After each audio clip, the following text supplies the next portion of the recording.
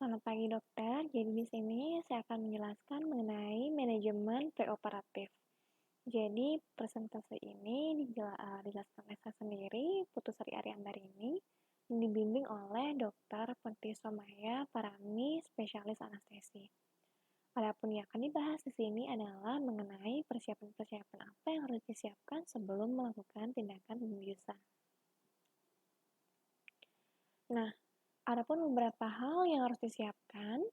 Yang pertama, anamnesa, pemeriksaan fisik, pemeriksaan penunjang, diagnosis kerja dan kesimpulan penyulit pasien, rencana tindakan, hal khusus yang harus dipersiapkan, serta inform consent. Anamnesis. Nah, di anamnesis ini penting seorang dokter memiliki rasa empati yang tinggi, sehingga nantinya timbul rasa percaya dari pasien tersebut. Adapun beberapa pertanyaan yang bisa diajukan bisa menggunakan 5W1H atau Basic for Secret 7. Pertama, kita perlu menggali mengenai riwayat penyakit sekarang. Kita perlu tahu penyakit pasien dan kita perlu tahu tindakan operasi apa yang akan dilakukan. Kemudian, riwayat penyakit dahulu. Di riwayat penyakit dahulu, kita perlu mengetahui penyakit komorbid dari pasien, terutama penyakit-penyakit yang berhubungan dengan sistem hati, paru-paru, jantung, dan ginjal. Nah, misalnya kita perlu concern salah satunya terhadap penyakit hipertensi, diabetes, coronary artery disease, infeksi paru, dan riwayat stroke. Riwayat pengobatan dan alergi obat. Kita perlu mengetahui obat terakhir yang diminum oleh pasien serta apakah pasien memiliki alergi obat. Kemudian riwayat operasi dan pembiusan. Kita perlu mengetahui sebelumnya teknik operasi apa yang pernah dilakukan, teknik pembiusan apa yang sebelumnya dilakukan, serta komplikasi dari pembiusan dan apakah terdapat reaksi alergi atau tidak. Kemudian selanjutnya adalah riwayat penyakit keluarga. Yang perlu kita tanyakan adalah apakah di keluarga ada yang memiliki masalah dengan pembiusan atau tidak. Kemudian riwayat sosial, kita perlu menanyakan faktor risiko seperti apakah pasien merokok, apakah pasien sempat mengkonsumsi alkohol, dan yang penting kita tanyakan adalah bagaimana perasaan pasien saat ini dan bagaimana keinginan pasien untuk teknik pembiusan yang akan ia pilih. Nah, adapun anamnesa yang khusus untuk kasus trauma bisa menggunakan metode EMFOL, alergi, medication, past medical history, last eaten atau last meal, dan events leading. Nah, adapun beberapa obat-obatan yang memiliki efek terhadap anestesia, seperti contohnya obat ETOH dan benzus yang toleransi terhadap anestesia, beta blocker yang menyebabkan bronkospasme, kemudian diuretik yang bisa menyebabkan hipovolemia dan hipokalemia.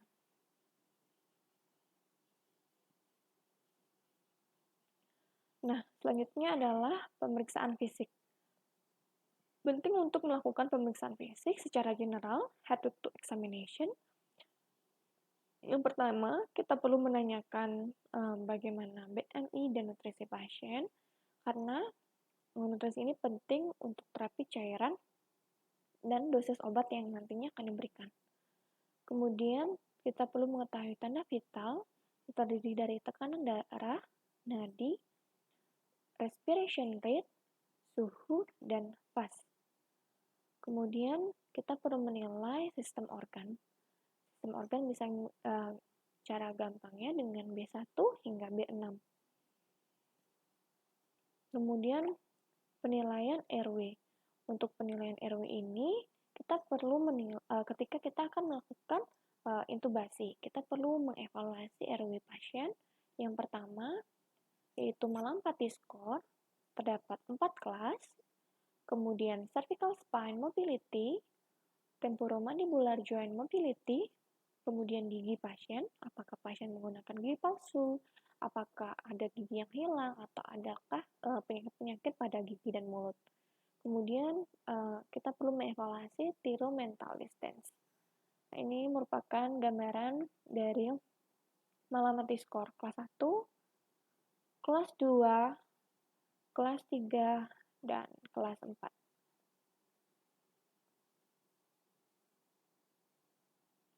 Kemudian selanjutnya, kita perlu mengevaluasi adanya kesulitan intubasi dengan lemon.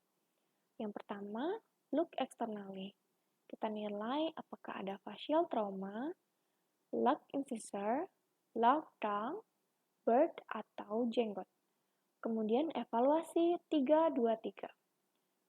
Incisor distance 3 fingers, fluid mental 3 fingers, thyroid to mouth 2 fingers.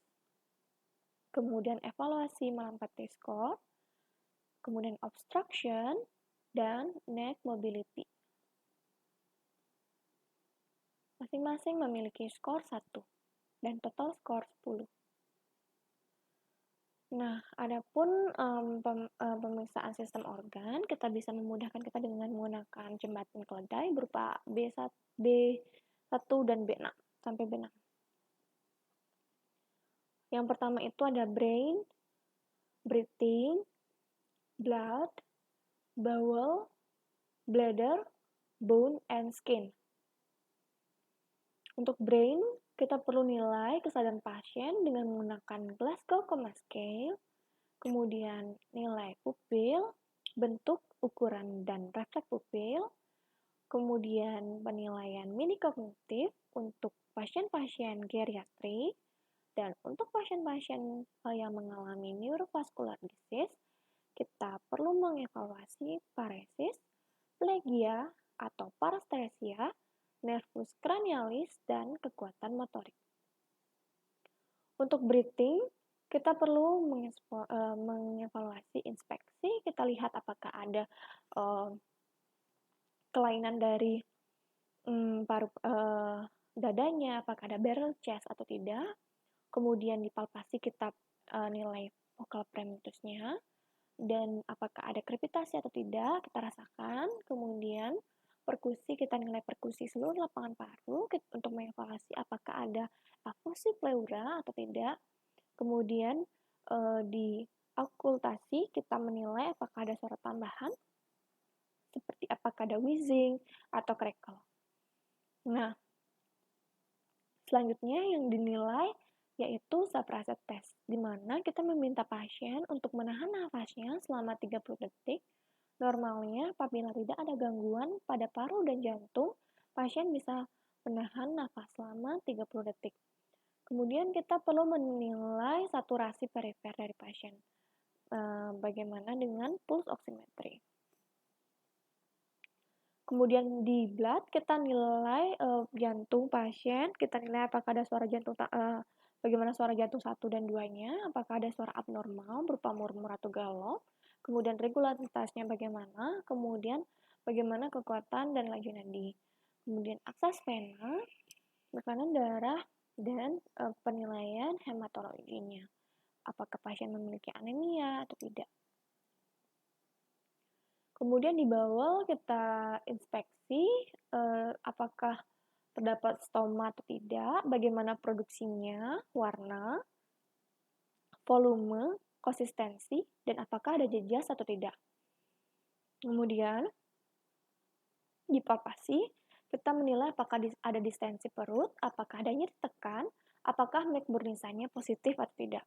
Kemudian di perkusi kita perlu melakukan perkusi dan menilai apakah suaranya timpani atau peka.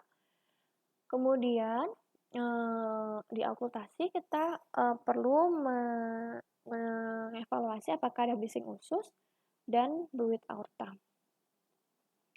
Kemudian di bladder kita perlu menilai apakah ada nyeri ketok CVA atau tidak. Kemudian palpasi bentuk ginjalnya seperti apa, apakah membesar atau tidak. Kemudian produksi urinnya bagaimana, warna dan volumenya seperti apa, volumenya seberapa banyak.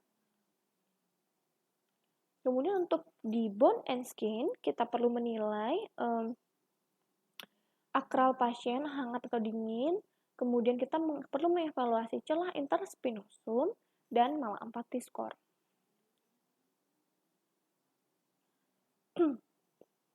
Adapun pemeriksaan penunjang terdiri dari darah lengkap, kimia darah, fungsi hati, fungsi ginjal, dan elektrolit dan analisis gas darah, toraks X-ray, EKG, CT scan atau MRI. Nah, pemeriksaan penunjang ini tidak rutin semua dilakukan karena ini bergantung terhadap usia dan jenis anestesi yang akan nantinya dilakukan. Khusus untuk CT scan atau MRI mungkin bisa dilakukan pada pasien-pasien cedera kepala atau pasien dengan neurovascular disease.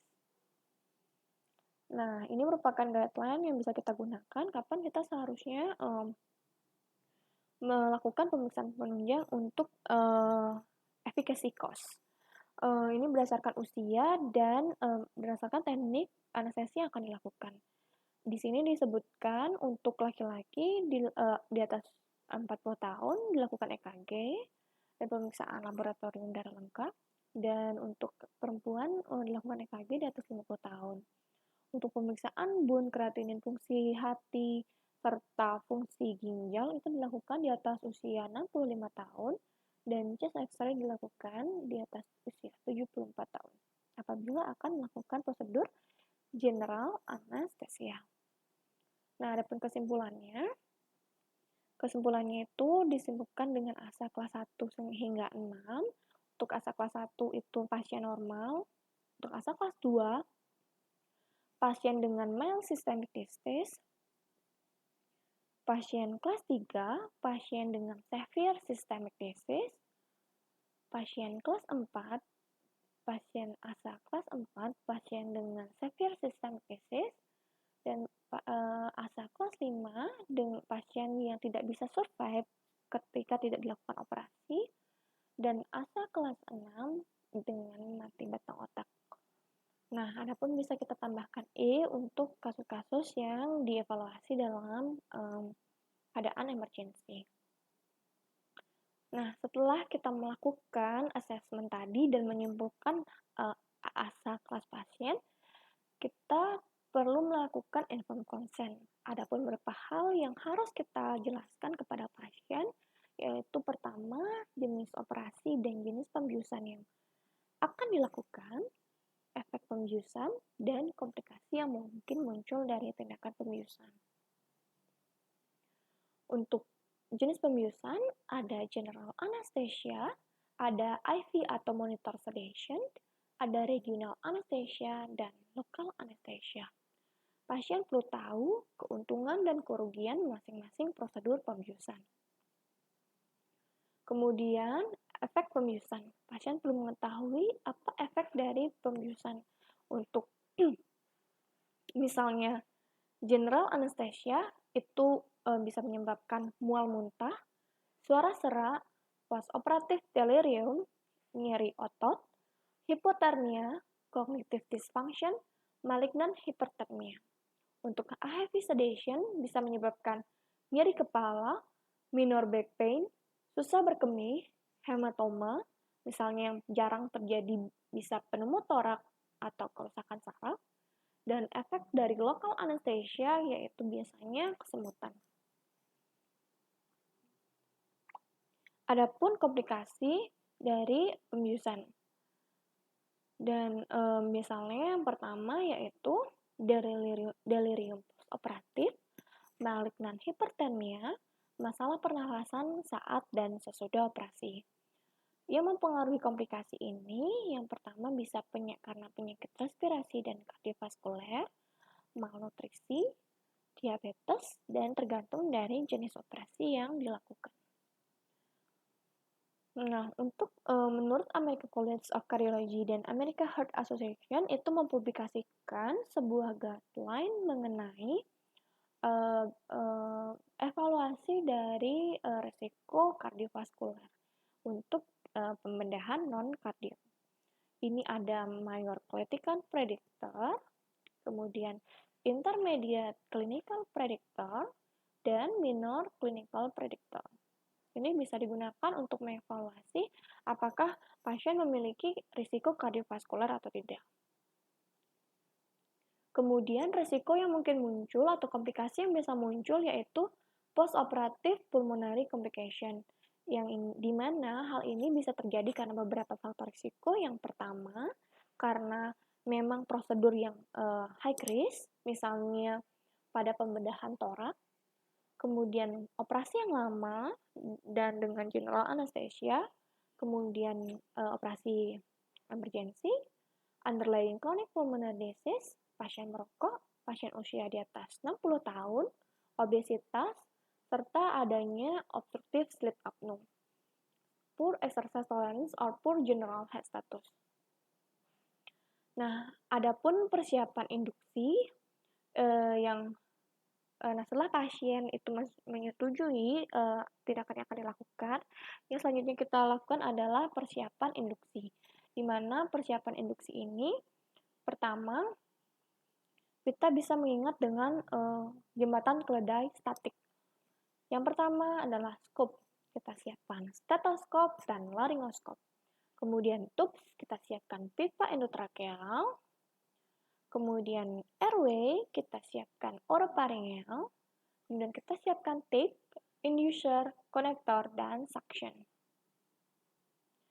Nah, adapun sebelum kita melakukan pembiusan, ada beberapa pre-medication yang bisa diberikan. Yang pertama, obat-obat anxiolysis, contohnya benzodiazepin, kemudian analgesik, contohnya paracetamol dan NSAID, kemudian antiemetik, contohnya ondansetron, metoclopramid, kemudian JI medication, contohnya antasida, kemudian antihistamin yang bisa menyebabkan efek sedatif dan antiemetik, antihipertensi, dan antikolinergik.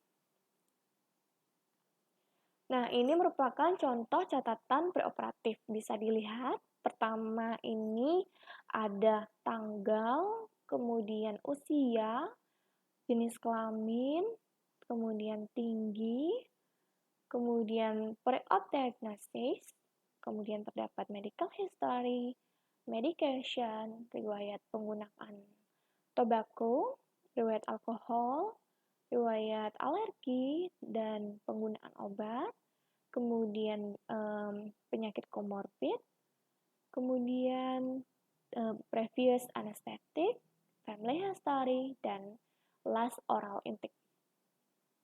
Di sini juga ada catatan mengenai physical examination dari blood pressure, pulse, respiration, temperature, kemudian ini merupakan penilaian sistem organ semuanya, kemudian hasil lab, EKG, chest X-ray, kemudian planningnya apa, dan asal kelas fungsional berapa, dan tanda tangan dari dokter serta pasien. Terima kasih sudah mendengarkan. Semoga apa yang saya jelaskan bermanfaat.